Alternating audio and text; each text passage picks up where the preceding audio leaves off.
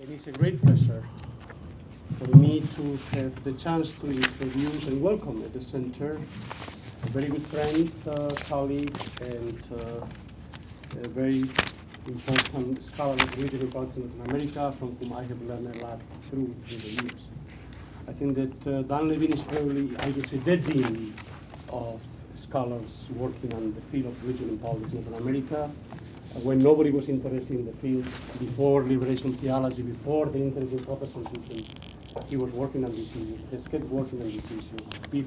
Besides the many books he has written on the topic, he has always written seminal essays that sort of give an overview of the field, the direction of the field, incorporating the literature, political science, sociology, anthropology. He has been chair of political science at Ann Arbor for many, many years. For Mr. Carlos. And presently he's the James Orrin Murphy Professor of Political Science, University of Michigan. This year he's a fellow here at the Woodrow Wilson Center, where he's finishing the book on, what is the specific of the book? Religion and Politics. Religion and Politics. He's done a lot of work on political parties in Venezuela and political development in Venezuela. He has combined both institutional analysis, but also what would be ethnographic, anthropological, sociological work from grassroots movements in the field, networks, civil society, both Catholic and Protestant organizations, and across Latin America, across many countries. I think that there is nobody who is better qualified to precisely study, analyze the links between the increasing religious pluralism in Latin America and the increasing democratization as Dan Levine. So we are very pleased to have you here.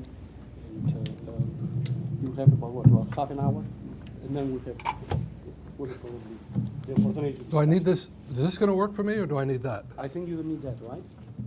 This? We can hear you. You can. Good. Well, I'm also a singer, so I have learned to project my voice. Thank you very much. It's a pleasure to be here. I'd like to can that nice introduction, send it to my mother if only she were paying attention to the world around her. But at 96, she's given up on that. I'm grateful for the opportunity to share some thoughts with you. As Jose said, I'm currently at the Woodrow Wilson Center, engaged in writing a book on religion, society, and politics in Latin America, sort of a overview, summary, and projection of what the last 40 years or 50 years mean.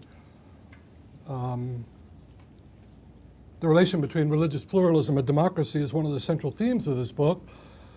The other core empirical themes are religion and violence, religion and rights and reconciliation, religion and social movements.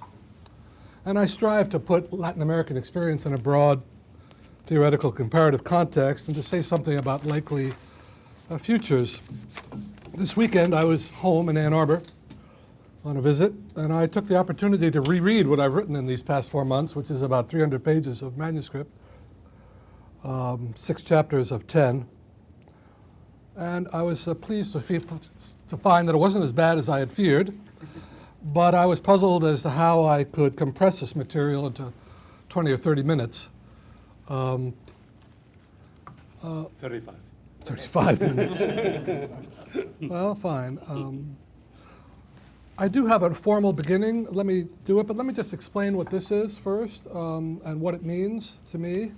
I've used this in various things that I have published. It's a photo that I took 43 years ago in Guatemala, in the village of Solala, which is located above Lake Panachel in Guatemala. I took it in 1968. At the time, I really didn't have any idea what this photo meant. Although I thought it was a cool scene, so I kept the slide all these years. And subsequently, I realized what this photo meant. This preacher here, that's him, is a precursor of many of the things that happened in Latin America and with great strength in Central America and Guatemala in subsequent years. If you look at what he's got a wonderful hand-painted canvas. If you actually spend a lot of time in public plazas in Latin America now, you'll see a lot of these. This hand-painted canvas, if we could increase the size, shows the path to hell, path to salvation, the judgment of the nations, and it's illustrated with a wide number of biblical citations. He is preaching to an absolutely rapt audience. This is Market Day in Solala in 1968. It's an Indian audience. He's preaching in Cachiquel, as I remember, which is the language of the region, although his citations there are obviously in Spanish. He's a precursor. People like him are now everywhere. As I'll say later, you can't get off a bus. You can't go out into a train station or across a public plaza in Latin America without encountering a street preacher.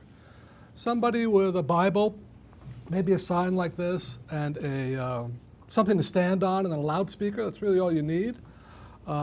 Preaching the gospel. They're terrific preachers. They're very effective. And they are a sign, and he was a precursor of the religious pluralism that was to come. I always think of him when I even try to write a sentence about this topic, because he stays in my memory. God knows whatever happened to him. A lot of things have happened in Guatemala since 1968. Earthquakes, civil wars, lots of killing. But people like him are now everywhere. And they are the leading edge of this religious pluralism that we're talking about. So that's just for background, right? I had it actually penciled in here later, but I've always liked that photograph. A good way to begin to talk about religious pluralism and democratic politics is to realize that they are clearly related in the recent experience of Latin America. They emerged more or less in the same time period, and they arguably reinforce one another. The opening that comes with democratic politics and the emergence of a vibrant and competitive civil society with lowered barriers of entry affects religious pluralism in several ways. These openings provide opportunities for groups to enter the public scene and gain a presence in public life at lower cost, in politics, in the media, in neighborhoods, and they do so. Religious entrepreneurs of all kinds have appeared in the last 20 or 30 years, creating new churches, taking over ones which existed, taking them over basically from their Anglo-American patrons who started them, and expanding them. Democratic politics also brings ideas about equality, activism, and participation into the churches, where they didn't have much of a place before, and it brings new strata and new generations of leadership with new skills into the churches. This is very evident. The case which is most studied is Brazil, where all kinds of new generations of leaders with new media skills and new political skills have entered the churches. At the same time, religious pluralism has changed the relation of the churches to democracy, and there are several storylines at work here. First thing is that the churches, generally speaking, have accommodated to democracy in Latin America, accepting it as a good way to organize society. This itself is something new, still recent, and is still incomplete. It's still a subject of considerable conflict within the churches, particularly in the Catholic Church, and in some cases of violent conflict, as in the case of Argentina. I'm going to mention a bunch of cases here, and then I can talk about them in discussion if you like. But Argentina is a very documented case of this. But it's fair to say that the shift is now pretty general. Secondly, as it says in the announcement for this talk, I think it says, since I wrote it, churches and religiously linked groups played a central role across the region, defending democracy, delegitimizing authoritarian rule, sheltering and nurturing pockets of democratic practices and social movements, defending rights, in many cases also helping to broker the transition from authoritarian to democratic rule, and to work out the end game of civil war, which they were active in mediating. In some cases like Chile, Peru, Guatemala, Brazil, the churches also played a key role in post-violence and post-democracy efforts at truth commissions, reconciliation, justice, which is one of the chapters in this book I'm working on. Finally, religion and religious pluralism in its current form plays a role in supporting democratic politics, in part in the regular role of lobbying and influence seeking in which churches engage. The focus of this, as I'll say, has shifted over the years, the things they're lobbying about. But I also want to underscore, apart from lobbying and explicit activities, just their presence in society. Their multiple presence in society, it seems to me, reinforces the fact of a civil society that exists. I like to think of it as the Chicago model. My girlfriend lives in Chicago. I go a lot, and you can't walk around in Chicago without being impressed by the amount of space that churches take up in that city. It's just unbelievable. They're everywhere. Not just churches and schools and buildings. This is part of what is a civil society, and they're not dependent on the government, although they want things from government. They're not dependent on economic powers. They are there, and they're active in outreach, and I think that's part of building a viable civil society. So democratic politics and religious pluralism both begin to flower in Latin America in the 1980s. There are precursors, of course. In particular, the seeds for the growth of Protestant and Pentecostal churches can be traced back, far back in every case, but it really begins to take off in the 1970s in a proliferation of new churches, a multiplication of new groups and new orientations to politics in the churches that have utterly transformed the religious map of Latin America from what it was 25 years ago and certainly 50 years ago. In 1990, my friend and colleague David Stoll published a book with a title that was a shock and a wake-up call for many. It was called, Is Latin America Turning Protestant? And after 21 years, this book is still a pretty powerful account of the emerging trends of Protestant and Pentecostal growth that now has Protestants and Pentecostals accounting for 15 to 25% of the population in more than a few cases. There are not only a lot of them, but they're also emerging and consolidating in institutions and connections and resources that allow them to take a salient public role in ways that were not imaginable in the past. The growth and diversification has been quite striking, and I'll have more to say about this, but for now the point I want to make is that Latin America is not so much turning Protestant as it is turning pluralist for the first time in its 500 years or so of history. It's still entirely Christian, so if you're not Christian, it could all look the same, right? It's pluralism within Christianity, but this is not your grandfather's Christianity if your grandfather was Latin American. It's really a very different, more diverse and more plural being. There are a few related aspects to this religious pluralism that I'd like to enumerate here.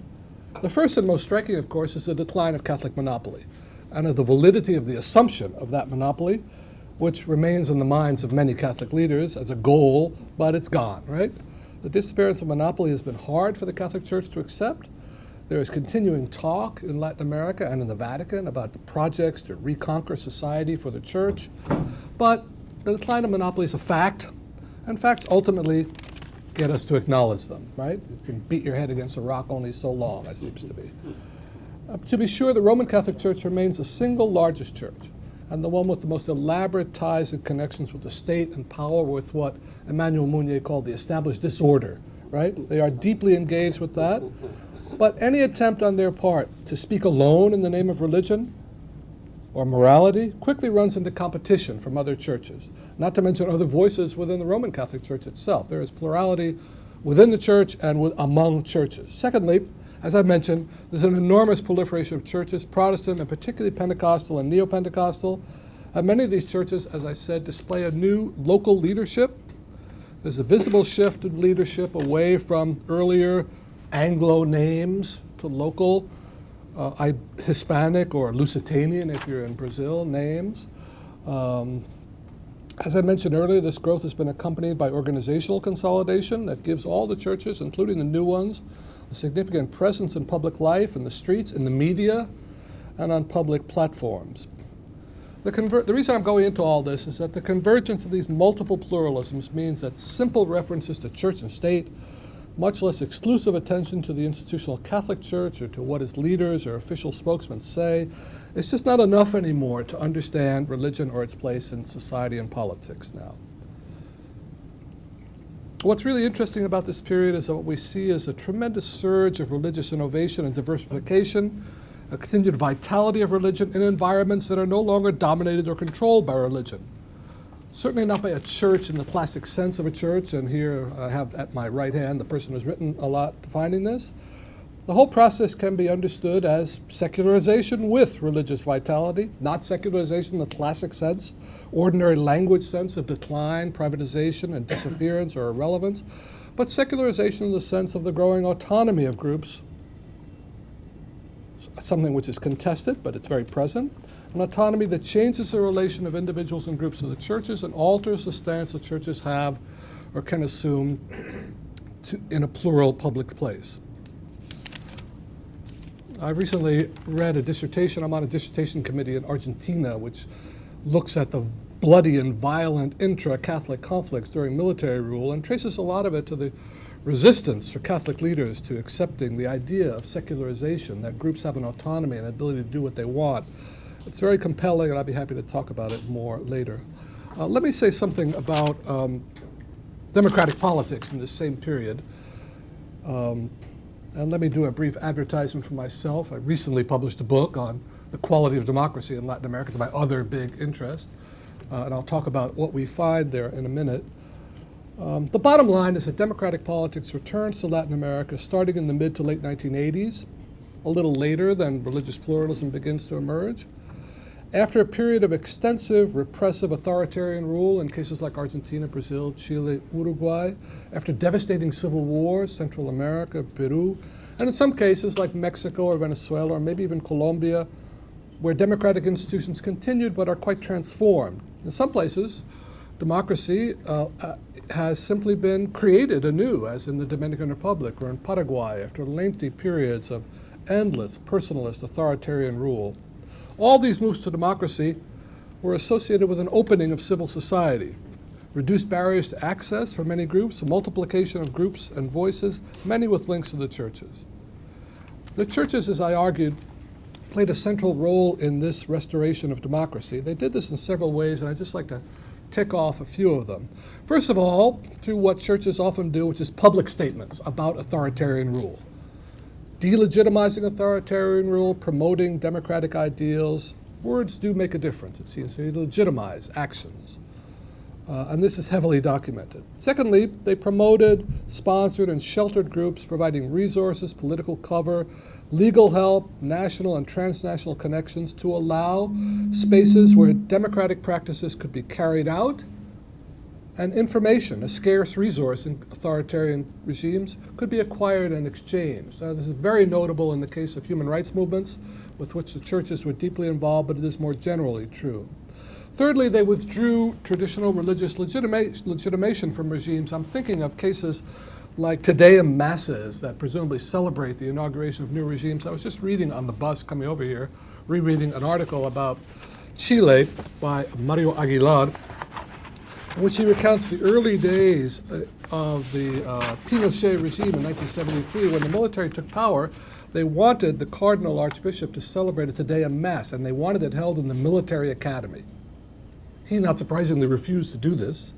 Then there was a length, because he didn't want to put the church into the military space, there was a lengthy set of negotiations, and finally something was done, but not at all what the military wished. It was done on a general national holiday that already existed.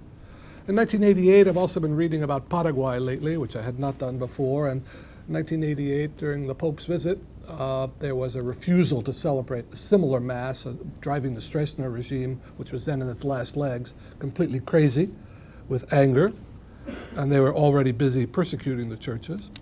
For Catholics, there's something I like to think of as the politics of papal masses, one of the papal visits. One of the things I did over this past weekend was I went and counted up the number of papal visits to Latin America. Pope John Paul II made 104 international trips, of which almost a quarter were to Latin America. His predecessor, Paul VI also went to Latin America, most notably to inaugurate the Medellin meetings. But John Paul II went 25 times to Latin America, and some of these are very visible and very important. He went to Puebla and Santo Domingo, which are major conferences that were inaugurated, which set a course. He went to Nicaragua in 1983, where he had a famous confrontation with the Sandinistas, yes, shaking his finger at them. He went to Chile in 1987, towards the end of the Pinochet regime, where he embraced someone who had set herself or been set on fire by security forces in a protest. In 1988, he's in Paraguay, and his visit went to areas that the regime really didn't want him to go to. All I'm suggesting is that these visits are highly choreographed. Where a person like this goes and what a person like this says are not spontaneous, except when something bad has happened, like when the current Pope puts his foot in his mouth about Turkey.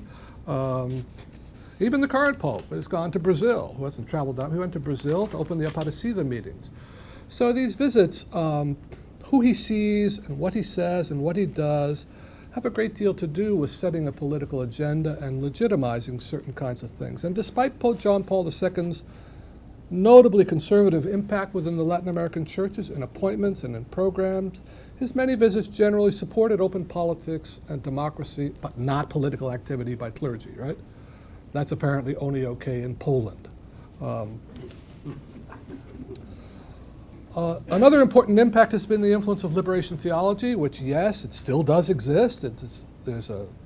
Reports of its death are highly premature, I think.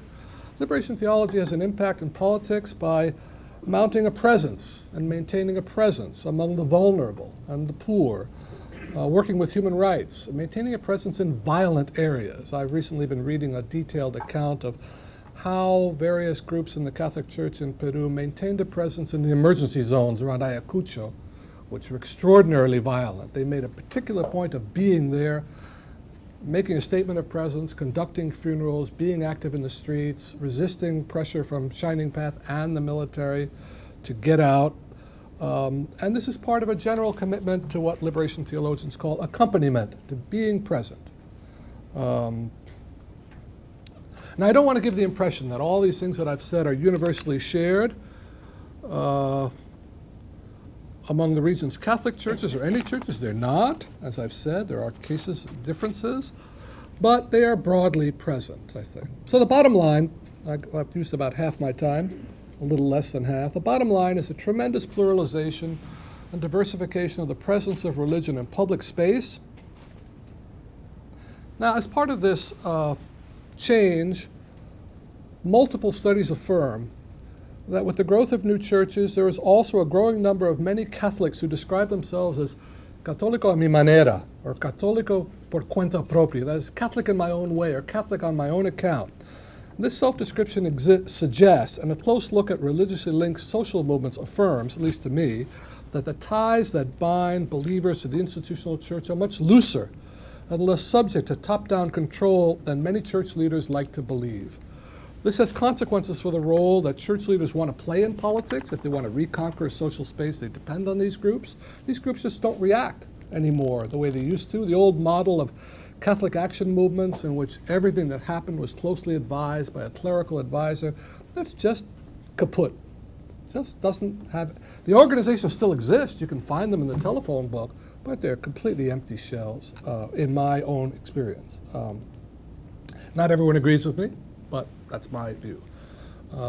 These groups are not sheep to be led. They're not chess players to be moved around on a board. Loyalties have to be secured and maintained differently in a pluralist, open, literate, urban, and media-soaked society. To get a sense of the changes at issue here, I just will briefly contrast the public face of religion 50 years ago.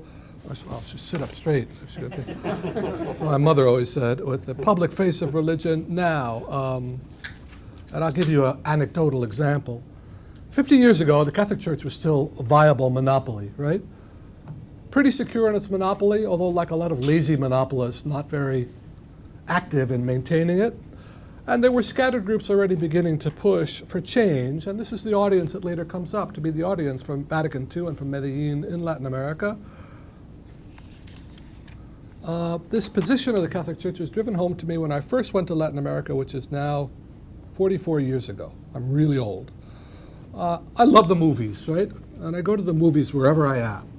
And I remember I went to the movies in Venezuela in the late 60s and in Colombia in the early 70s, and I used to like the newsreels. They still had newsreels. You have to be old to remember newsreels. Newsreels are brief clips of news that precede the feature. And a regular part of all these newsreels would be some kind of public opening, a highway, a public building, an athletic event, or a business, a bakery, a store. In each case, you would see unfailingly a politician, a military officer, and a cleric together. The level of them would depend on the project, right? There'd probably be a bishop for a bridge, right, or a general. The politician would make a speech.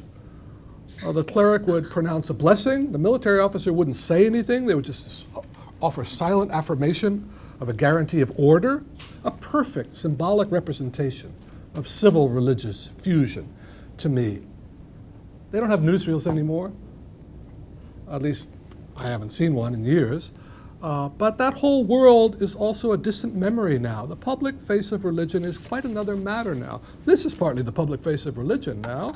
You can scarcely cross, as I said, a public square, exit a bus or a train station without encountering a street preacher. I've encountered them almost everywhere I've gone. With a Bible, a loudspeaker, something to stand in. They're terrific preachers. They're a lot of fun to listen to. They're not just scattered. They come from a network. Many churches have a regular outreach to certain squares and certain plazas.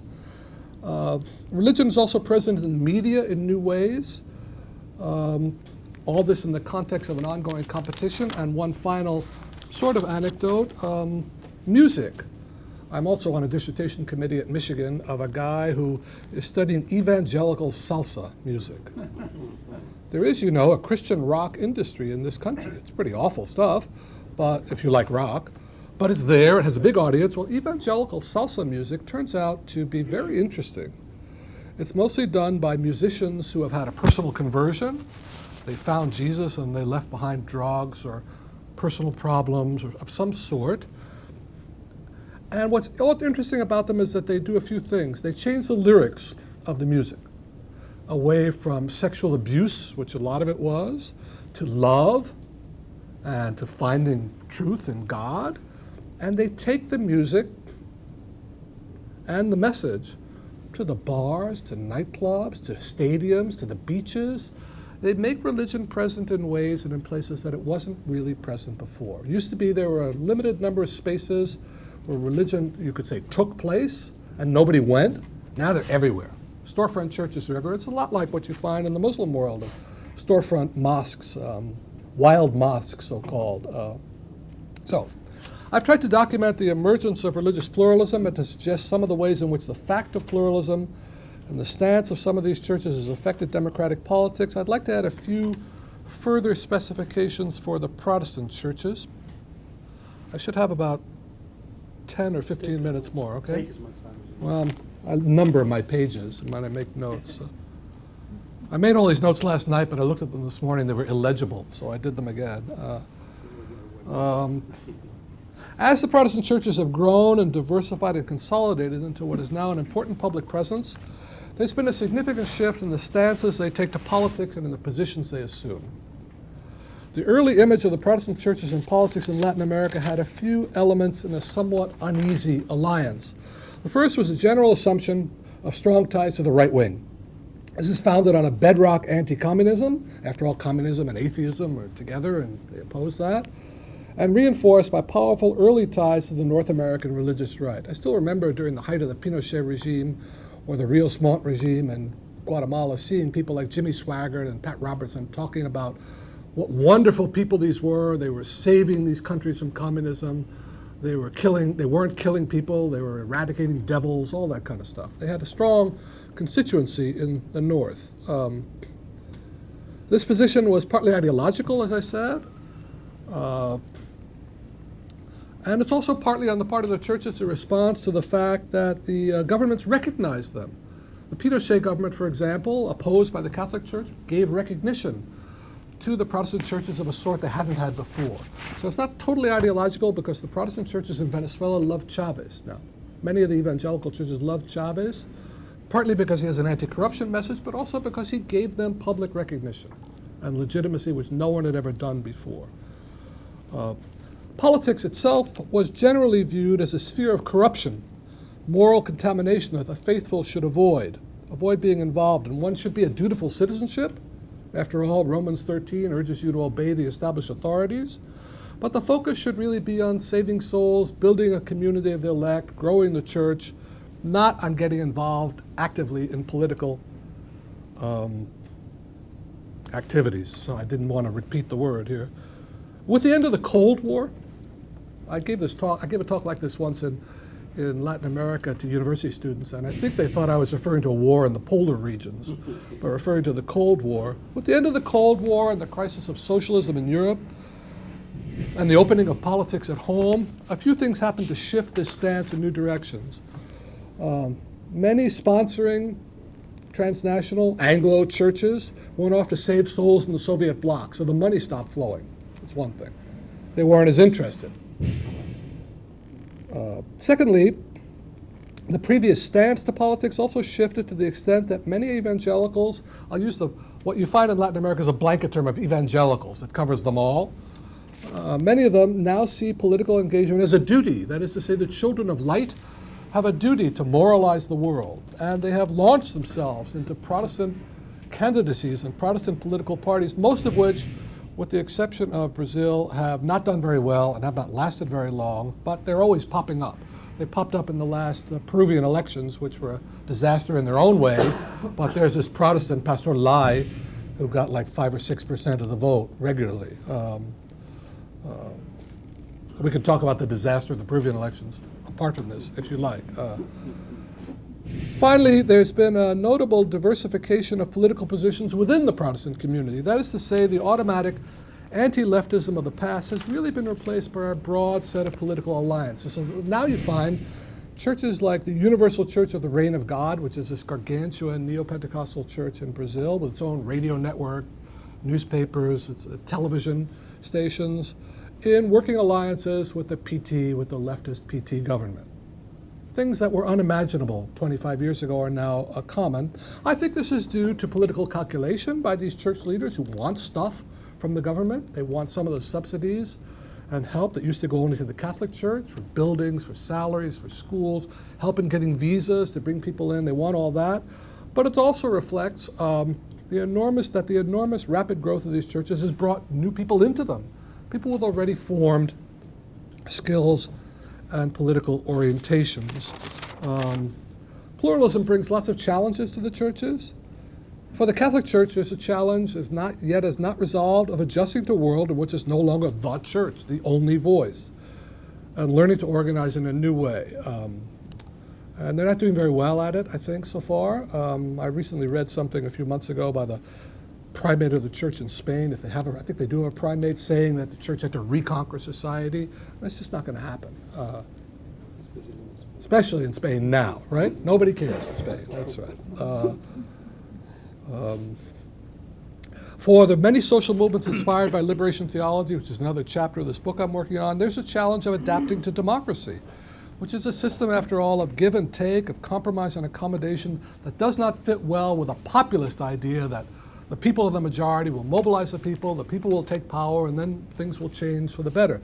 It just hasn't worked out that way. Politics is a lot more complicated than that.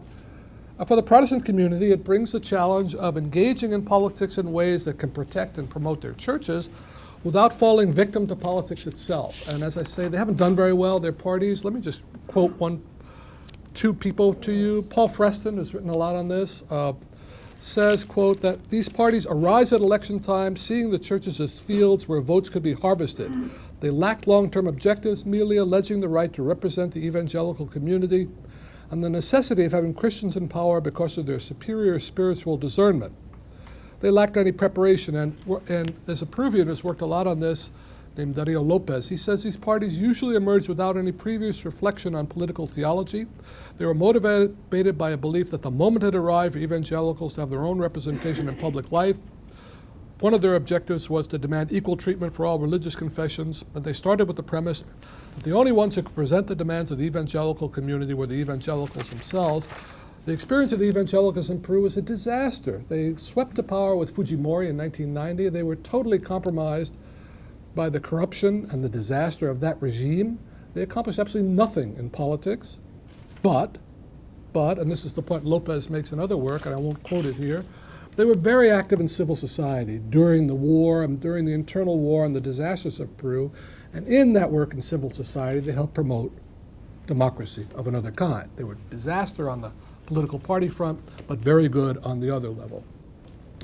I'm running out of time here, and I want to close with brief comments on two other issues. I think I'll tell you what they are, and I can go back to them, and I'll just stick with the second one. The first was to say, well, what really are we talking about when we're talking about democratic politics in Latin America? Is this really a real phenomenon? There are many people who have grave doubts about this. Read our book. We basically say that, to put this book into a nutshell, I'm doing a presentation at the Wilson Center next week on this book, if you're interested. We basically say that for all its faults, democracy in Latin America, this is the most consolidated and longest lasting wave of democracy in modern Latin American history. There's no question about that. Despite the fact that democracies came about in very difficult economic times, economic crises, it's not too strong a word, they have survived. There's been peaceful transfers of power, and in many cases they have institutional consolidation, except in a case like Peru, of course, where nothing seems to consolidate. Well, Venezuela, there's been institutional destruction. That's a different issue. So if you ask yourself about democracy in Latin America, yes, there are many good features to it. Elections are generally free and mostly fair, not always. Effective citizenship has really expanded. There's a great deal of political participation. There's considerable openness and accessibility to information.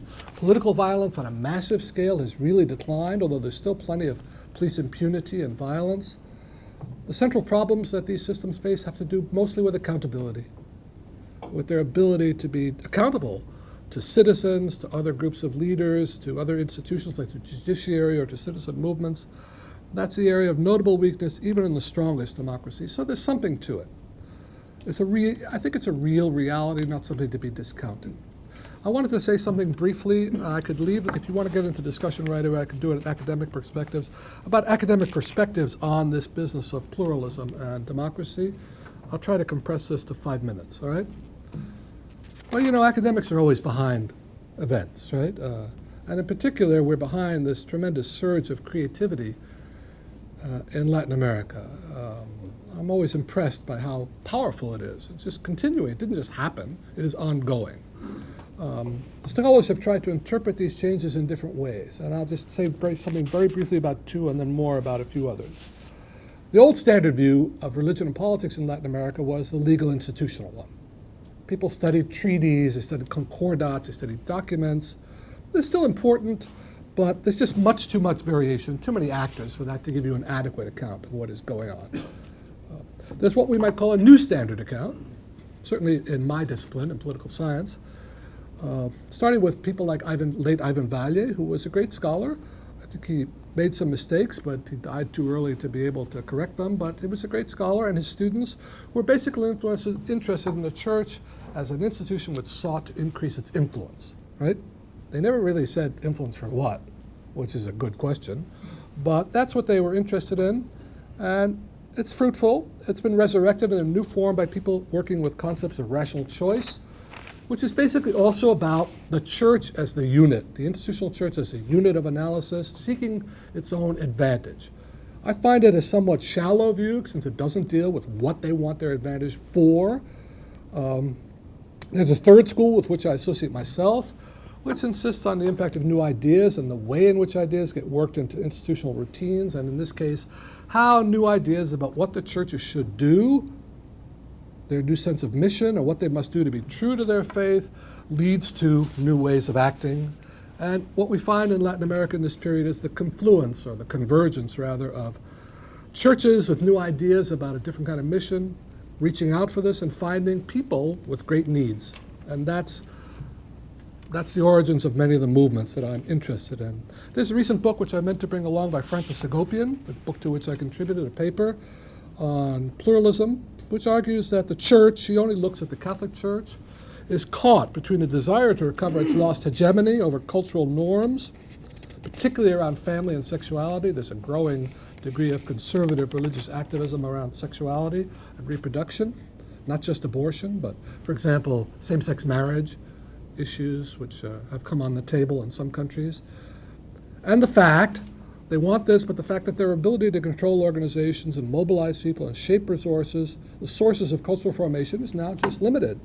She acknowledges that church leaders fear independent groups and are striven to shut them down, to close these new spaces. Then she does something very curious. I have great respect for Fran Hagopian, but she says this is a loss of eyes and ears on the ground for the church. That, quote, without a set of eyes and ears on the ground, it's hard for church leaders to understand the anxieties and aspirations at their base. Without priests and lay workers, it's hard for ordinary people to gain the support of the hierarchy and the struggles of their daily lives. This really isn't so. First of all, this assumes that these groups ever were eyes and ears on the ground, right? Secondly, many churches turn out to be pretty decentralized, and in fact, in cases like Brazil, lots of things persist in a decentralized fashion in which the churches remain very active in working with local groups. Thirdly, the very autonomy of the groups suggests that they just are not so malleable. In a pluralizing society, people have multiple ways to organize and seek support, and the hierarchy can no longer operate as if it were a privileged funnel for information. It's one among many. And the empirical studies in Hagopian's book provide lots of information, which basically says that hierarchical control is a non-viable project. It tends to kill off groups, not to move them in the direction they wish. Now, I've placed a lot of stress. Oh God.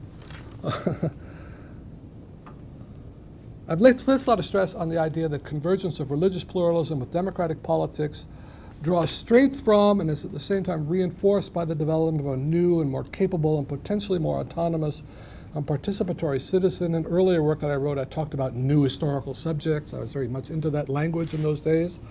I'd just like to note that this vision of things, which many have labeled Tocquevillian, after Tocqueville's image of the relation between religion, civil association, and democracy in the United States, this whole vision has been sharply criticized by many scholars on a variety of grounds. And I'd just like to offer a few comments on this, and then I'll stop.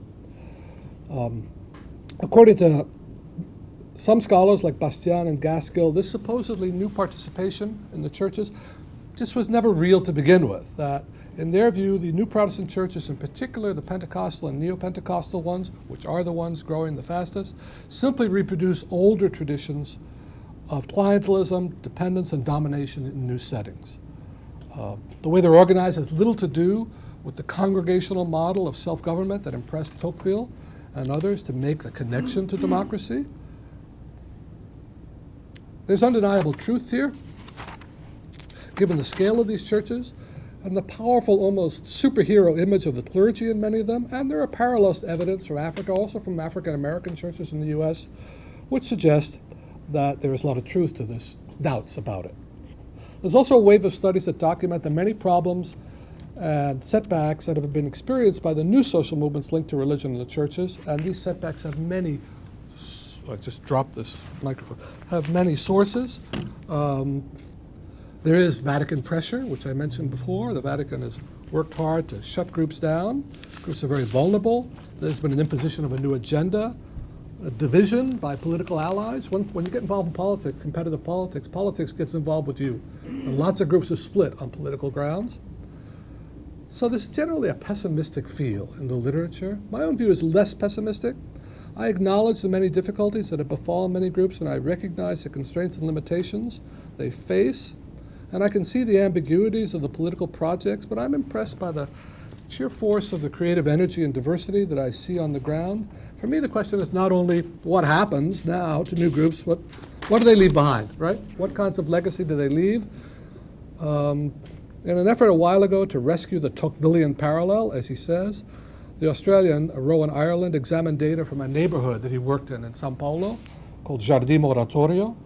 What he describes is competent but frustrated citizens. That's what I think is a good metaphor. A generation with new skills, frustrated now, but in many cases by the difficulties of securing lasting and beneficial access to institutions, political or ecclesiastical, but they're still there, they still have these skills, and they'll continue to try to work at it. I wrote a paper about, what year is this? 2011, about 5 years ago with a Peruvian colleague, Catalina Romero, about disempowerment as the future of empowerment. And we looked at why it is that so many grassroots groups end up disempowered. I have spent more time talking to people who said, I feel so empowered by the group. And you look at their conditions of their lives, they're worse than they ever were before. So you need to ask yourself, what happened to make this empowerment into disempowerment? I think the answer is this question of connection, institutional connection. Well, I don't have any great overall summary, but I'll make 3 points and then I'll stop. First point is that Catholic monopoly is gone. It's not coming back. I think that's true. I don't think the pretension to monopoly is gone, but it's gone. Secondly, religions remain deeply entangled in politics. They always have been, right? It's not a question of the politicization of religion or the depoliticization of religion. They're just entangled with politics all the time, but now it comes in different forms at different places. Once when I was meeting with a grassroots group in Venezuela, I showed them an American dollar. They had never seen a dollar before. If you ever looked at a dollar bill, it's quite a fascinating set of symbols on a dollar bill. First of all, it says, "In God we trust," right? They like that. And then it has this weird Masonic symbols on it. That's a very strange document, very religious document in its own way. Perfect for Dan Brown, material for Dan Brown to work by. So religion is entangled with politics everywhere, here too. God knows it certainly is here. Finally, religious pluralism, which I expect will continue to consolidate, is just another bedrock fact. But I think the implications, we're more likely to find them at the level of civil society, as I said, rather than through explicitly political vehicles like confessional political parties. Well, I've used up 45 minutes, and I'm going to stop, and we'll have some discussion. We have a while for discussion, and I may take a bite of a sandwich, but I'll try not to talk while I respond. Well, Dan, thank you very much for the usual, very rich, balanced, nuanced, contextually sensitive presentation. So there are a lot of topics that have been thrown at us, and we now have the opportunity to perhaps specific countries. Please introduce yourself. Yes, sir. Dr. Louis Wright, I'm a rare book cataloger, but I also come out of the Lutheran heritage. Huh. And I'm a Lutheran pastor's son. And I was at a Martin Luther Congress in Porto Alegre about 3 years ago.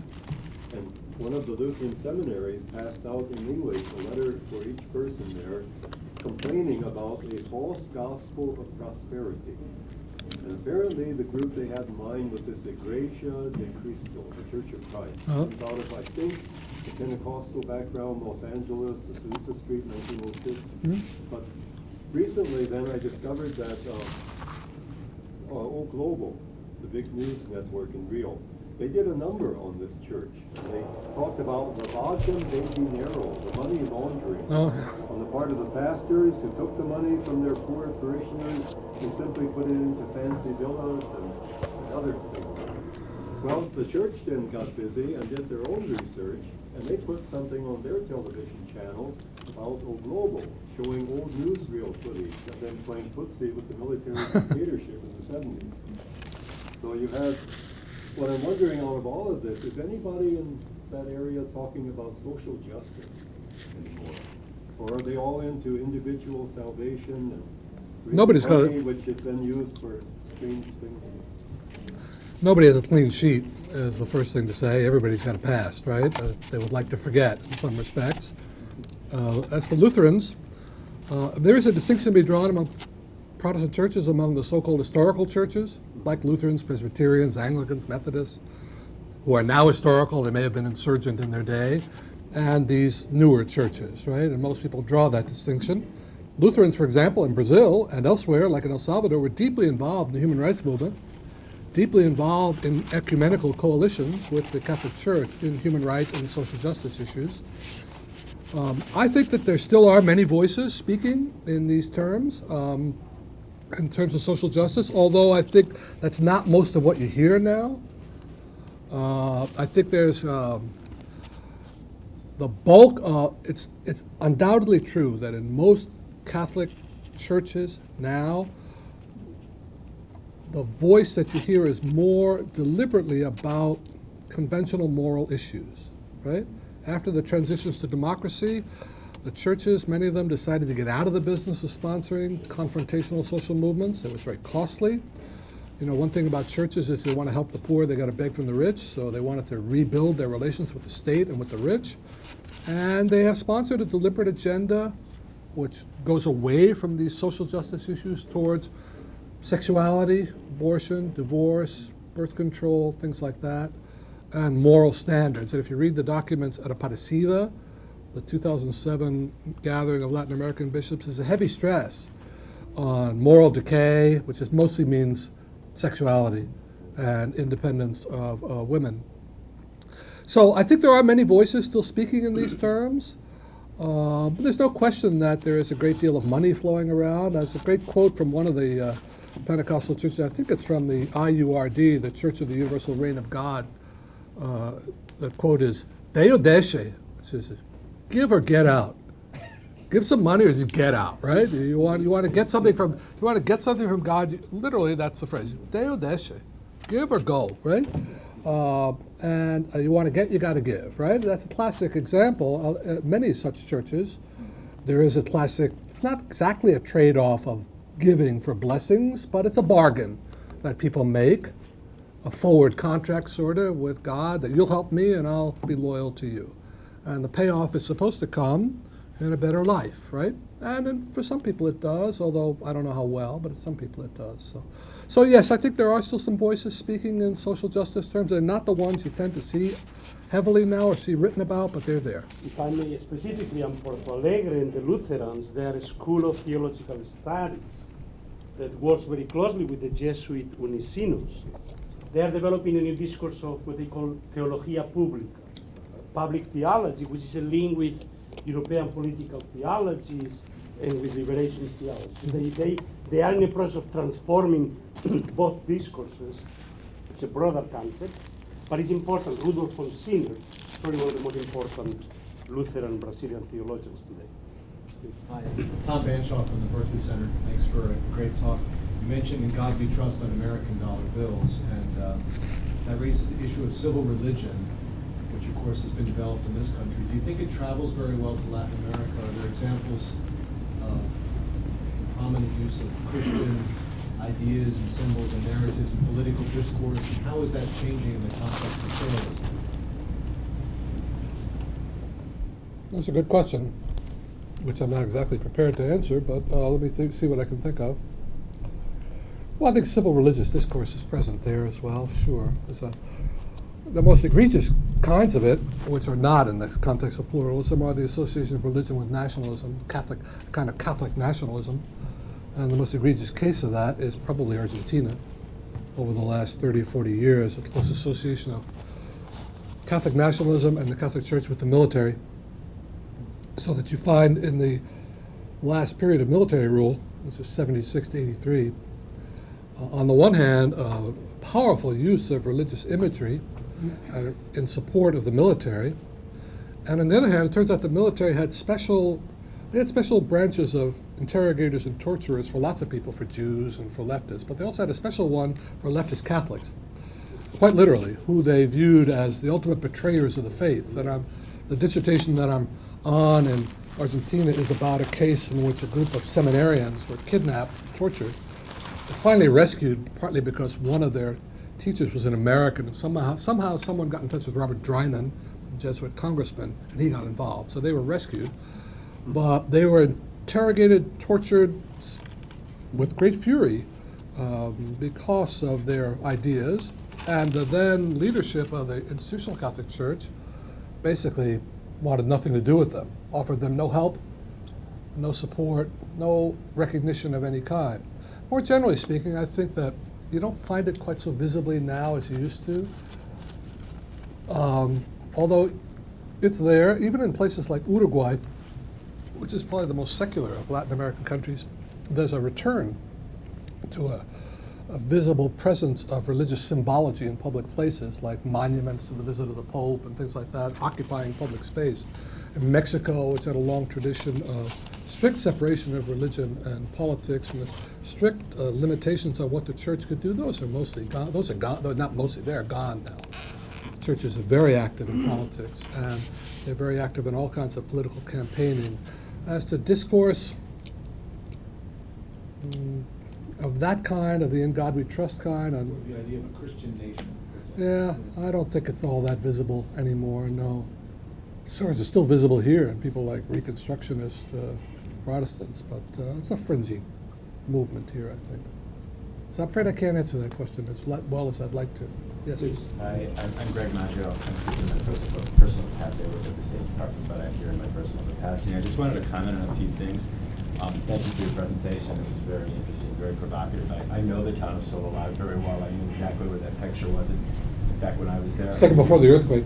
Yeah, I've been there since the earthquake. But in any case, right exactly where that man had that poster, I saw a woman with a microphone a couple of years ago proclaiming that she had been saved. She was, proclaiming her being saved through, her commitment to Christ and born again through some evangelical church.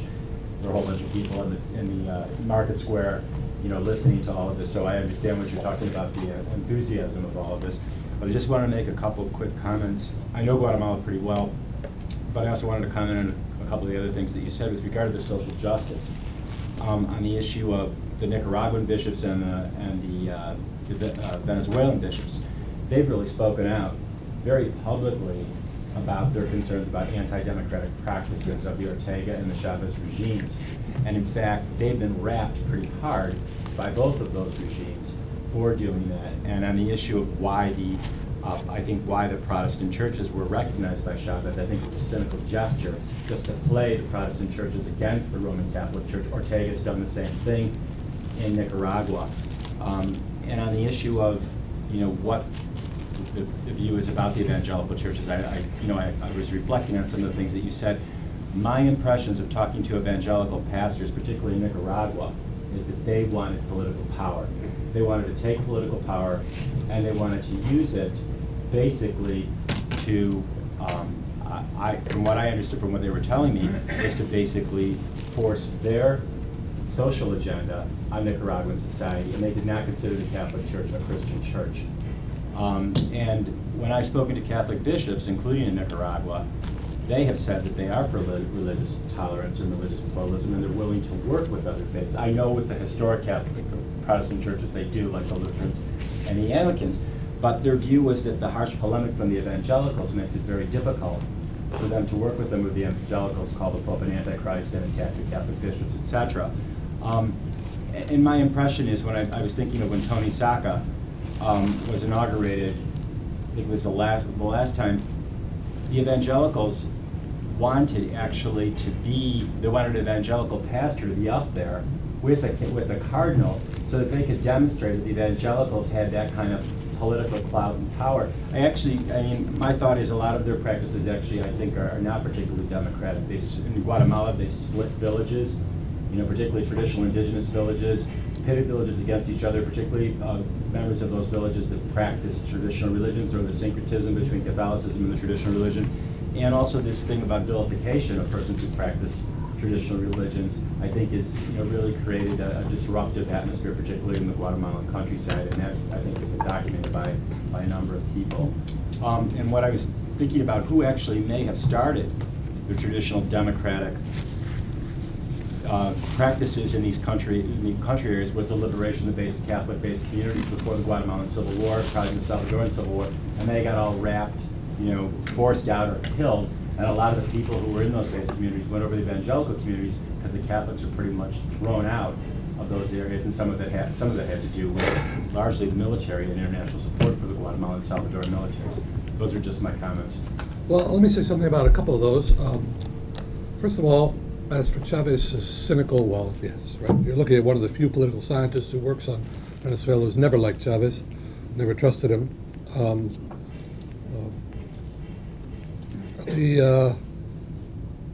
The churches want recognition, and they're entitled to it, I think. It's also true that the Catholic Church in Venezuela and also in Nicaragua has played a role, particularly in Venezuela, which I know a little better.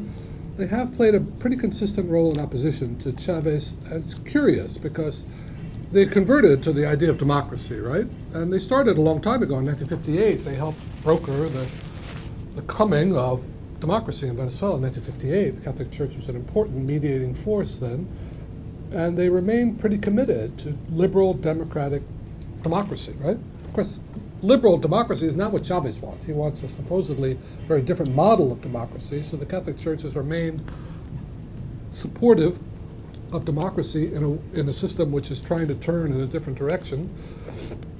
And as is the case in other cases, it's become a place where a lot of people congregate for that reason, right? I wanted to add one other thing. I can't remember what it was anymore.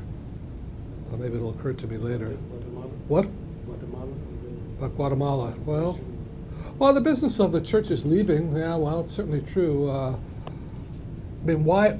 The sharp growth of Protestantism in Guatemala in particular, in El Salvador, Guatemala, maybe Peru, to me has to be understood in association with violence.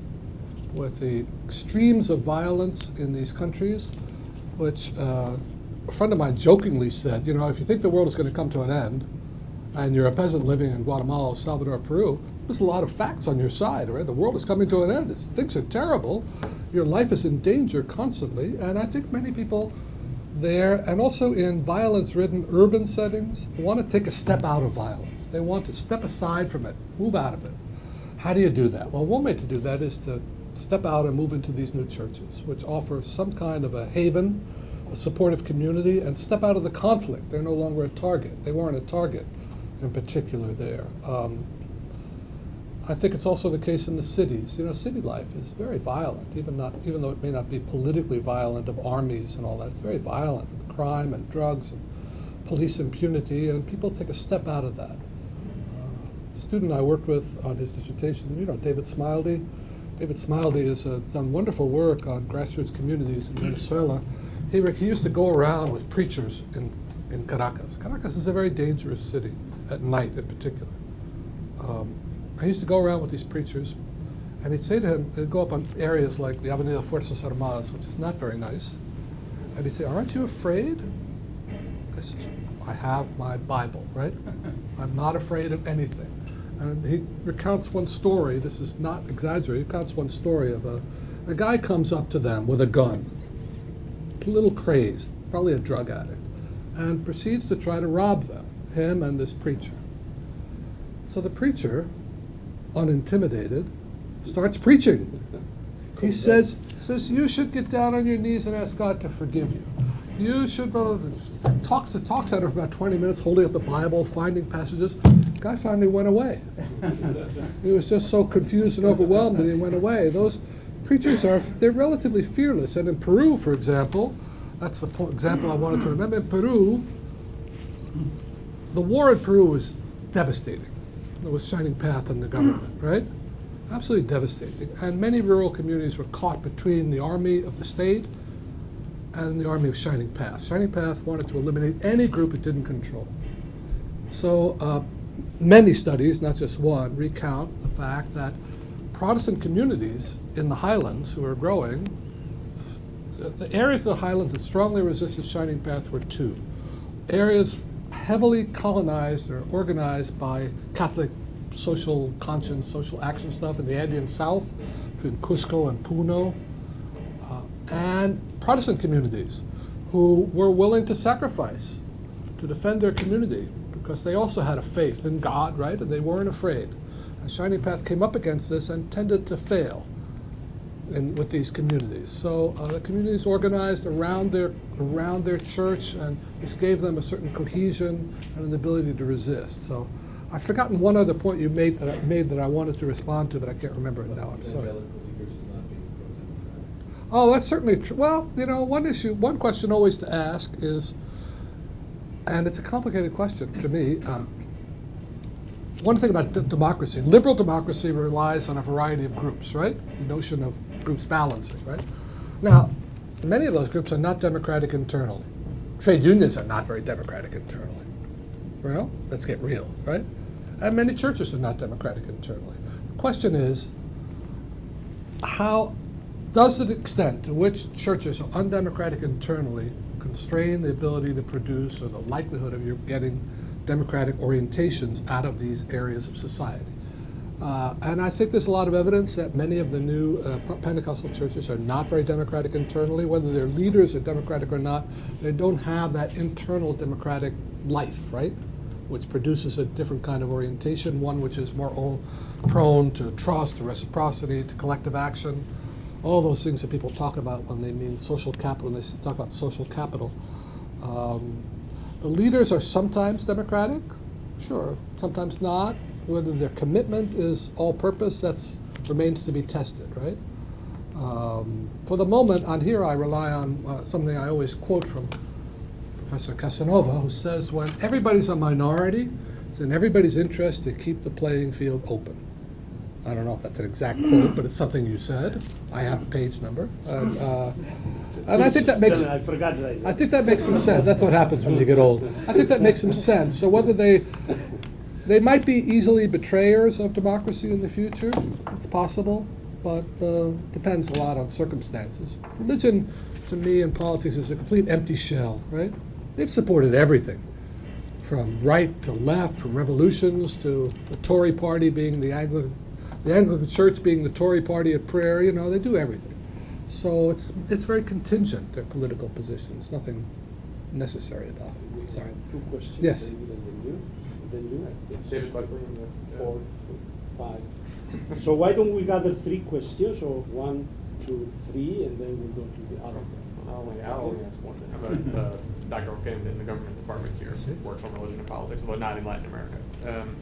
And I'm curious, you talked a lot about both the sort of the majority politics in the Catholic community and then the new religious minorities.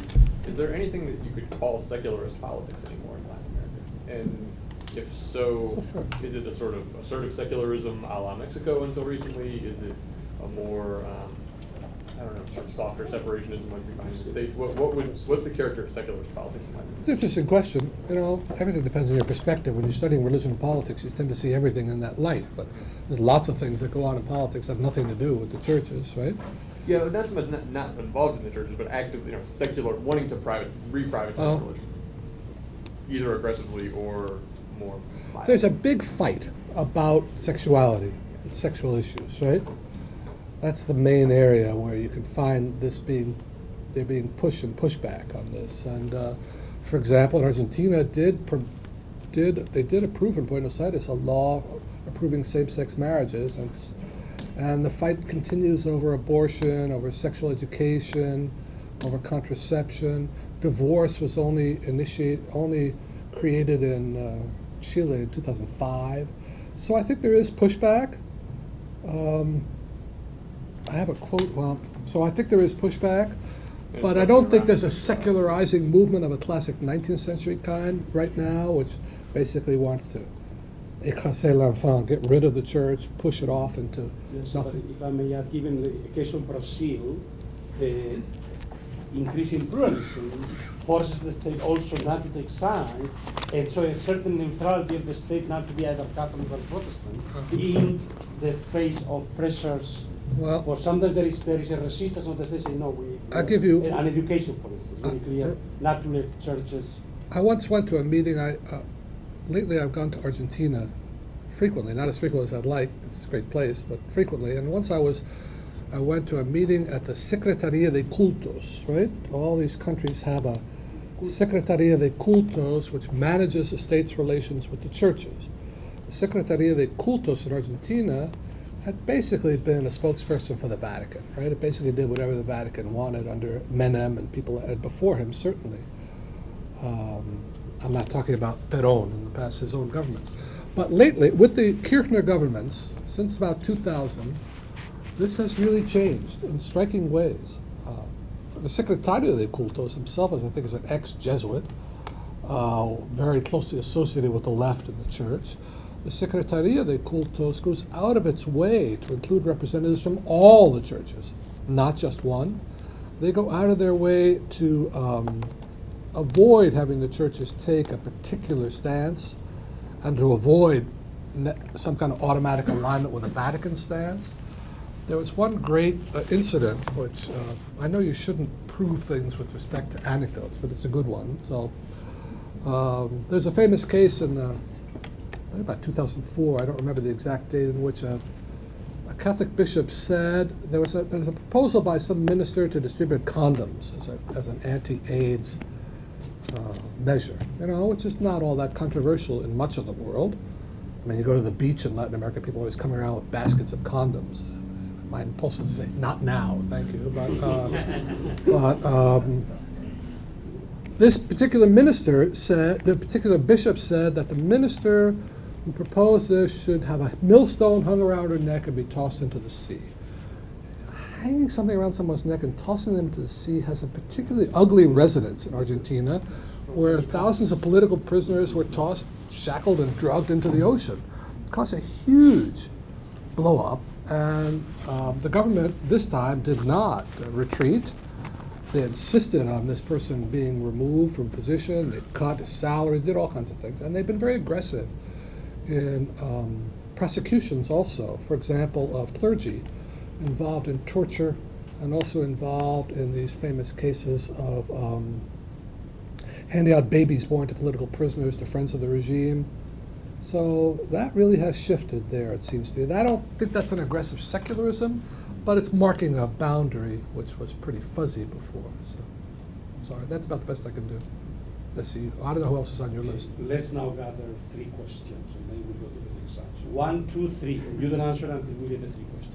Okay? I don't answer until I get the 3 questions. Okay, let me get a pen. Oh, I have a pen, so I can write them down. My name is Manuel Ombera. I teach Latin American politics at Temple University in Philadelphia. Oh.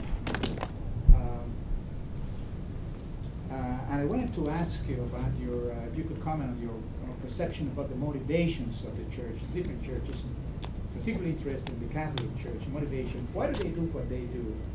Do you share the idea that some people present as a religious marketplace? Trejo published an article recently in the American Political Science Review talking about the religious marketplace. People do what they do because they want to gain market share rather than religious motivations. They support indigenous movements in Latin America, places like Mexico. Who's the author? I don't read the APS article. Follows From Duke, DMO Church. follows Anthony Gill. Yeah. The last name, his name is Trejo. Thank you. And the APS, I don't read it much, but I did read this article. He's the young political scientist. And doing a whole quantitative analysis, statistical analysis. Yeah, that kind of stuff is pretty common now, kind of analysis. And the rational choice approach, this is a marketplace, and they're there to win market share versus the existence of religious reason for doing what they do. Okay, well, put that on file, yes. How you perceive that? I'm supposed to wait until I get all the questions and then Yes. respond, so. John Lang, philosopher. I'm struck by the relative scarcity of references to economic considerations throughout your own presentation. And in particular, I'd be interested in how you would interpret the current situation in Brazil, which was obviously very significant economic growth, and whether you think that will change the terms of the politics, religion, interaction. I failed economics, so. The question comes from a Jesuit philosopher. Yeah, I know, So but I'll try to say something. I didn't fail it, but I dropped it, because I knew I would fail it. Well, following this, Yes, I'm the Jawdi. I'm from Muslim. Myself, I'm Muslim, and I belong to the Ahmadiyya Muslim community. And To the what Muslim community? Ahmadiyya. Okay, thank you. And that's also they don't have any individual agenda, but they want the message to reach out. And actually they have put a satellite and started transmission to South America. And what I'm saying is the Muslims have anything to do with politics in South America? Or if we may start some centers in South America? Maybe start some what? Centers.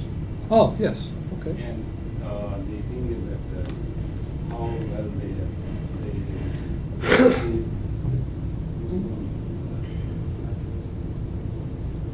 I'm supposed to, this is it, right? Okay, well, let me start with the last first. I was asked about a year or two ago to review a book called Árabes y Judíos in America Latina, Arabs and Jews in Latin America, which is really about Muslims and Jews in Latin America. And I thought, there's not much here, right? This is going to be boring. But it turned out to be a very interesting book, right? It's really a history of immigration. And immigration to Latin America of Arabs, both Christian Arabs and Muslim Arabs and Jews, has several waves, as maybe you know, right? One wave came from the old Ottoman Empire, came from what's now Syria and Lebanon, from North Africa, from Greece, from that whole region, and it came earlier. And then the other big wave of Jewish immigration in particular, of course, came at the time of the rise of the Nazis in Europe. And the book I found very fascinating because it recounted the relative position of these communities in various countries, in Mexico and Argentina, in Venezuela. There's a big mosque in Caracas, for example, donated by the Saudis. I don't think there are very many Muslims in Venezuela, but it's partly about OPEC. And there's a small but notable Muslim community in Argentina, in this area that people always call the triple frontier between Argentina, Brazil, and Paraguay, I guess. Many of them is Arab origin, although Christian Arab, I think. People always think, Arab means Muslim, but it doesn't only mean that. So I found it very interesting, the relative position of these groups and the relative relations between them have worsened with Arab-Palestinian conflict, with Israeli-Palestinian conflict. They've much worsened. And there have been some famous incidents. There was this famous bombing of the AMIA bombing in Buenos Aires. There have been other incidents like that. So I think that there's a small community, mostly in bigger urban centers, that there's certainly a place for them to have centers and expand their growth. I think it's easier now than it was before. But it's a relatively small opening there. But the book is very interesting. I can send you the reference if it's of interest to you. I found it fascinating. Talked also about the representation of Jews and Arabs and Jews and Muslims in arts and in film and in literature, which was, not surprisingly, not very positive for either group. So it was easier for Christian Arabs to fit in because they fit in somehow in that broad Christian category. Muslims, there's a tiny community, but not much. Second question was about economic considerations. Well, I tend to avoid economic considerations, to tell you the truth, because I don't understand economics very well. I think indirectly economics makes a difference in the following way. I think that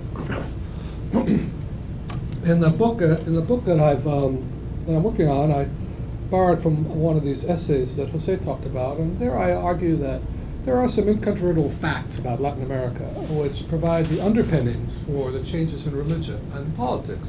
And among these facts is migration, urbanization, growing literacy, growing access to media and information. I mean, Latin America has always been urban, but urbanization has really accelerated tremendously in the last 50 years.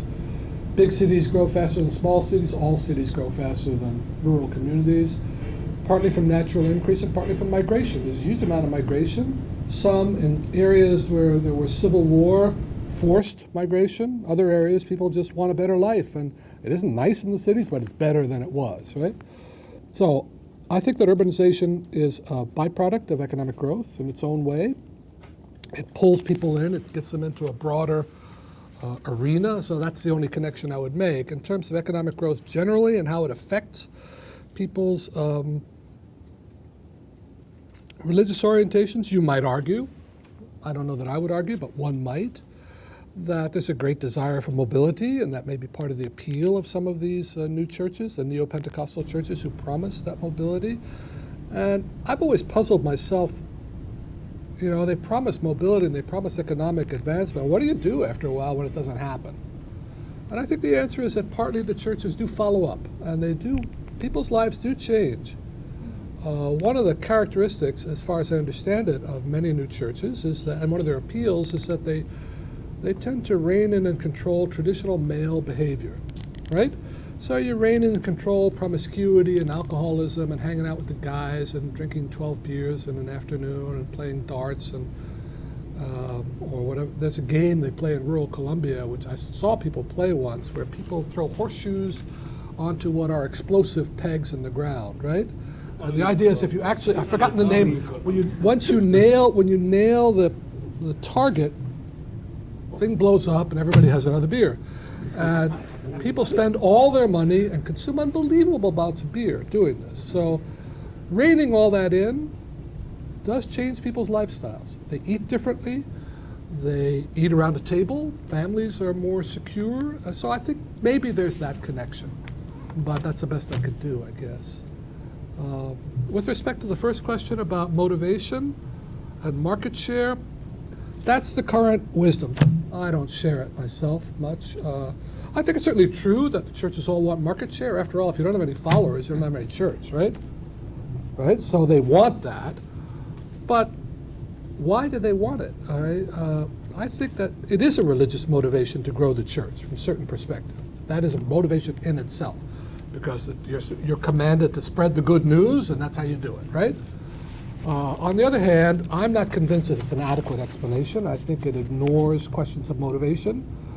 And motivation has a lot to do with how much people persist in membership. There's also a lot of sequential membership. Any anthropological study will tell you that membership is people don't tend to join and stay just like that. They're just like in the United States. You know, Putnam and Campbell's new book, which is a lot of fun to read, documents a great deal of churn and membership in American churches. People move around a lot. Certainly true in the Latin American case as well. They move around a lot. There's a lot of church switching. So in terms of the religious motivation, I think people want to bring salvation, but there's also, as I tried to suggest, a motivation which says the role of the church is also to deal with life on this earth, right? A more so-called integral, not integrist, but integral mission is to deal with this life, right? So they offer material incentives? No, they offer material, but you also wish to improve people's lives. Now, you can improve people's lives by offering them material incentives. You can also work with them, promote them as they organize, promote their communities. There's lots of ways to do this. But there's also the bare bones material incentives. But the purely market share thing doesn't work for me. I don't think it's adequate. I have a longer, I don't have it in, I brought along a few chapters of this book, but I don't have it with me, but I go through a long attempt to deal with that. I don't think it's an adequate explanation myself, mostly because it undervalues questions of motivation, and I think motivation makes a difference to obviously why people do things, but also how committed they are, how long they last, and what connections they may make otherwise. So. But I haven't read that particular paper. So. Luis Felipe, any other question was there? You have a question already? No. Okay, so Luis Felipe, you have a question? Great. Luis Felipe Mantilla, I was located here and Peruvian, so I started a conversation with that, but I'll switch to the conceptual stuff. Well, good luck. I noticed that I saw a presentation about Ollanta, his campaign, which showed him in all his different guises. You know, now he doesn't wear a red shirt.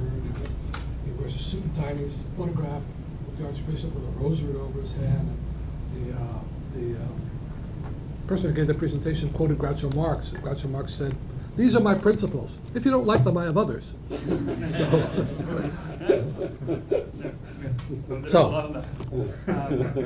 But there's always Keiko too. So. Yeah, exactly.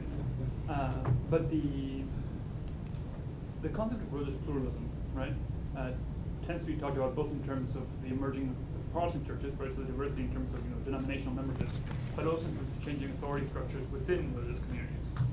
Right? Those, like, for example, we talk about the Catholic Church becoming more plural or more open to pluralism within itself. It seems to me like often, I mean, the attention of time, these those two get collapsed, as if they had similar effects, in terms of political outcomes, for example, or political membership or activism. And I was wondering, to what extent do you think that that's actually a fair characterization, right? Is the pluralization within the Catholic Church having a similar effect to the emergence of Protestant or evangelical Pentecostal churches? Or are these two things get lumped together under the term religious pluralism, but are fundamentally different processes? This is a good question. I don't think it's a whole lot studied. I could cite you one study. Catalina Romero, who's if you've read the paper she's written she's got a paper in the Hagopian book on public spaces. That makes the argument that these spaces have emerged and they do promote a more plural voice for the churches. They're under attack. So I think there is a lot of diversity within the Catholic Church now. It's not to the pleasure of a lot of its top leadership, but it's there. I think they're working hard to restrain it as much as they can, but not with success everywhere. The Catholic Church is a curious animal, right? One could argue this has always been the case. Yes, right. Then from the 1920s, there is a period of centralization and clericalization. But the Catholic Church is the most curious animal. It looks enormously rigid and monolithic, but there's all these spaces and places within it that people can find shelter and survive, and there's a kind of constant tension about this. So I think there is something to it in the Catholic Church now, and its political manifestations, I think, are there. But you have more to specify on that. Well, maybe your own concerns, doing a comparative study of Turkey and Mexico. I see. That's interesting. Study who? Turkey and Mexico. Turkey and Mexico. Early political organization. I was amazed to learn, which I learned not long ago, that the sermons in the mosques in Turkey are written out of a ministry, right? Talk about non-autonomous anything, right? So what they typically say is controlled for them by the government. I thought it's not all that atypical in many countries, I think. So Well, I'm sorry I can't be more thank specific you, on that. Thank you very much. I think that it was a great conversation. Thank you for being here, and Thank you. hope that the book will be out soon, and we'll have then the larger argument. We'll have the opportunity to read it. I want the book to be out soon so I can start my next project, which is to learn Italian. Great. Okay, thank you very much. Thanks.